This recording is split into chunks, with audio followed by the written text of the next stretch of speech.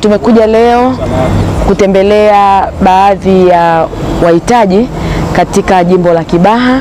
Tumeenda kwenye shule ya sekondari ya Koka Sekondari ambayo tumeweza kusambaza kauli mbiu yetu ya Give to Gain, kwa maana ya kutoa na kupokea, au unapotoa ndio unapopokea.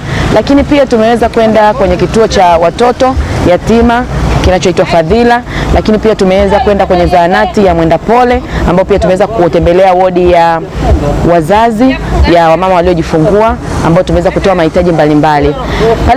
Pale kwenye shule ya Koka Sekondari tumeweza kutoa tunafahamu kuna uhitaji wa vifaa kwa maana ya ICT TEHAMA.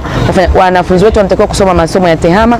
Tumeweza kutoa kompyuta na baadhi ya madaftari na vitabu na mahitaji mengine kwa watoto wa kike.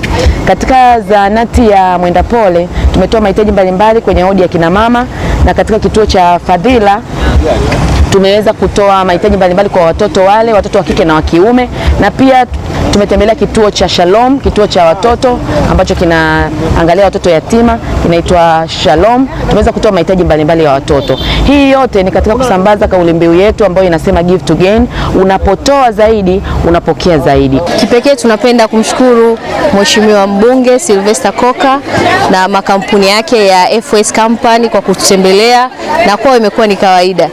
Kwa mwaka huu kwa kweli wamefanya vitu vya kipekee. Kwa kweli sisi wametufungulia njia, wametuletea desktop ambazo zitatusaidia katika swala zima la ICT hapa shuleni. Hivyo tuna kila sababu ya kumshukuru. Tunaamini hii itaendelea kutanua wigo wa elimu na kuwafanya watoto waweze kuingia katika somo jipya ambalo tutaenda kulianzisha la ICT hapa shuleni. Matarajio ni kwamba yataenda kutatua changamoto nyingi. Kwa mfano hizi desktop tulikuwa tuna huo uhaba, kwa hiyo obvious sasa hivi kazi zitakuwa tunafanyika kwa urahisi zaidi, lakini madaftari, taulo za kike huwa zinaenda kusaidia watoto ambao wanatokea kaya maskini na wale watoto ambao hawajiwezi kabisa. Kwa hiyo ni msaada mkubwa sana, na hivi vitu huaga vinatumika almost mwaka mzima, vinatatua changamoto za hawa watoto.